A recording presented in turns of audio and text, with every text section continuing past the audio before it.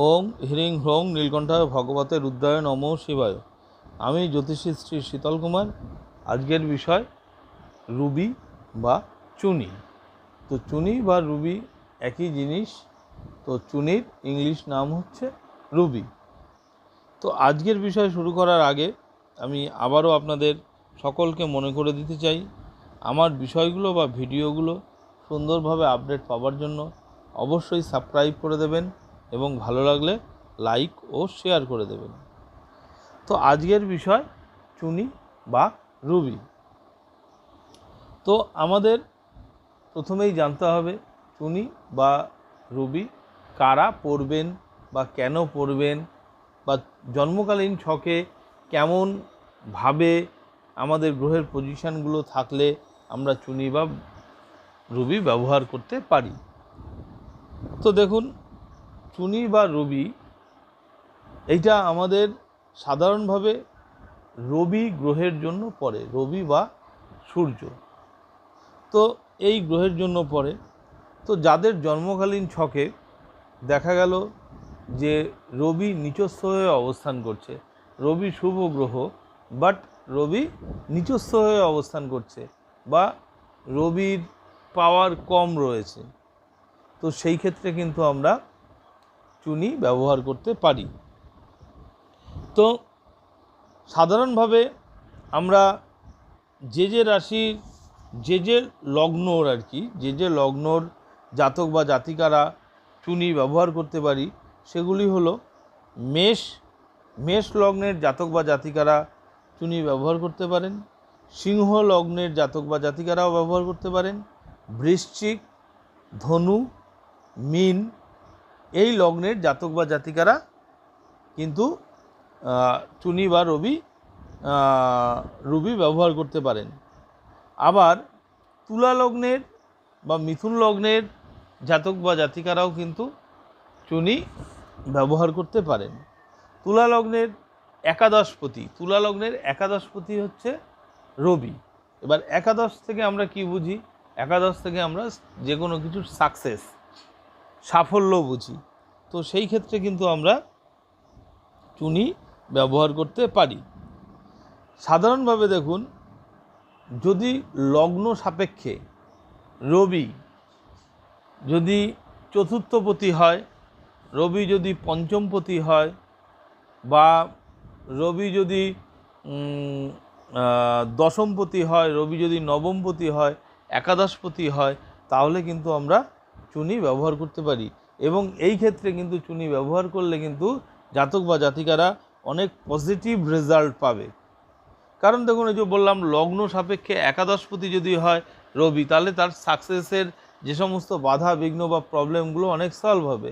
লগ্ন সাপেক্ষে যদি নবমপতি হয় তাহলে তার লাকটা অনেক ভালো। অনেক সময় দেখবেন যে লাক ফেভার করে না, জাতক বা জাতিকা খুব ভালো পড়াশোনায় হলো, খুব ভালো ব্রেন হলো, কিন্তু লাকটা ক্লিক করলো না, কোনো না কোনো কারণে বাধা আসছে।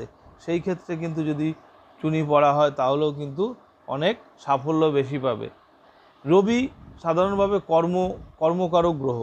এইবার রবি যদি কারো দশমপতি হয়, সেই ক্ষেত্রেও যদি চুনি ব্যবহার করা হয় তাহলে কিন্তু তার কর্মের ব্যাপারটাই কিন্তু অনেক ভালো হবে। আবার কিছু কিছু ক্ষেত্রে কিন্তু রবি যদি ষষ্ঠপতি হয় তাহলেও, কারণ ষষ্ঠ স্থান আমরা যেমন নেগেটিভ ঘর ধরি, সেই রকম ষষ্ঠ স্থান কিন্তু কর্মের দিকটাও কিন্তু দেখে। অর্থাৎ এই যে কর্মের দিকটা দেখে, সেই ক্ষেত্রে যদি ষষ্ঠপতি দুর্বল হয় তাহলেও কিন্তু কর্মক্ষেত্রে কিন্তু সমস্যা বা প্রবলেম আসতে পারে। তো সেই ক্ষেত্রে কিন্তু আমাদের চুনি আমরা ব্যবহার করতে পারি। তো আবার দেখা গেল যে লগ্ন সাপেক্ষে রবি কারো চতুর্থপতি বা পঞ্চমপতি, সে দেখা গেল যে অষ্টম স্থানে আছে বা দ্বাদশ স্থানে আছে, সেই ক্ষেত্রে কিন্তু আমরা চুনি পড়লে ভালো রেজাল্ট হবে।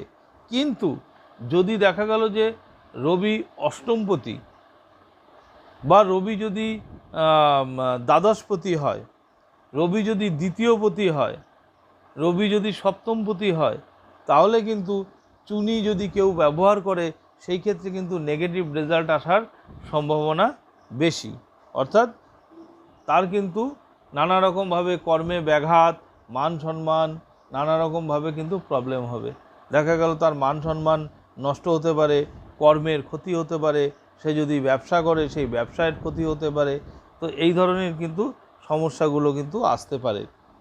তো অবশ্যই এই ষষ্ঠ কিন্তু যদি রবি কারোর ষষ্ঠ পতি হয়, সেই ক্ষেত্রে দেখা গেল অন্যান্য প্রবলেম থাকলেও তার চাকরি বাকরির ব্যাপার, কর্মের ব্যাপার আছে, সেই ক্ষেত্রে কিন্তু অন্য কিছু নেগেটিভ দিক হলেও সেই ক্ষেত্রে চুনি ব্যবহার করলে কিন্তু কর্মের ব্যাপারটা কিন্তু তার পজিটিভ রেজাল্ট কিন্তু আসবে।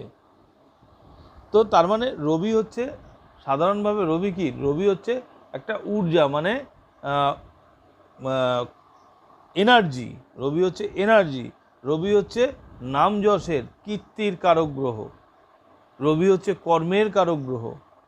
তো ন্যাচারালি যদি কারো চুনি লাগে এবং সে চুনি ধারণ করে, তাহলে কিন্তু তার এই সমস্ত ব্যাপার, কর্মের প্রকাশ, কর্মর প্রকাশ, তার আয় উন্নতি, তার চাকরি বাকরি, এই সমস্ত ব্যাপারগুলো কিন্তু অনেক ভালো হবে এবং তার রেজাল্টগুলো কিন্তু অনেক পজিটিভ রেজাল্ট পাবে।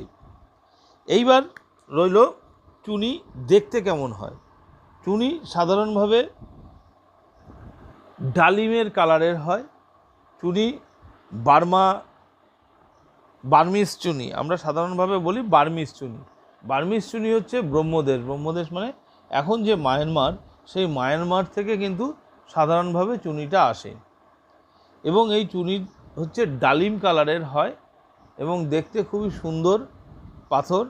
তো এই পাথরের কিন্তু রেজাল্ট অনেক ভালো হয় এবং একটু কস্টলি হয়, মানে একটু এর দামটা বেশি, কিন্তু দামটা বেশি হলেও এই পাথর ধারণ করলে কিন্তু তার কাজও অনেক বেশি। যদিও চুনির সাবস্টিটিউট আছে, চুনির সাবস্টিটিউট হচ্ছে স্টার রুবি। স্টার রুবিতেও ভালো কাজ হয়, কিন্তু যদি সম্ভব হয় তাহলে চুনি ধারণ করা উচিত। যদি কারো সম্ভব না হয় সেই ক্ষেত্রে কিন্তু স্টার রুবি ধারণ করতে পারেন। এবার এই যে বার্মিস চুনি, অবশ্যই আপনারা সার্টিফাই